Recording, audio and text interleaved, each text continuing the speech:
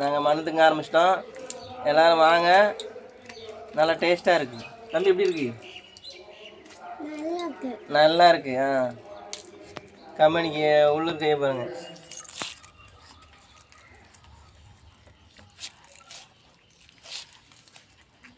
Service பிச்சு போடு டக்குன்னு பெயிண்டை உரிச்சிட்டு மண்ணை அள்ளி போட டக்குன்னு ரொம்ப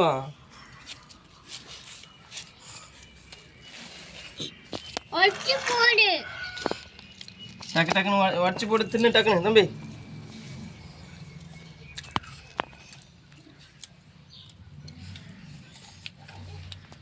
மெகாசிக் நல்லா இருக்கா? நல்லா இருக்கு.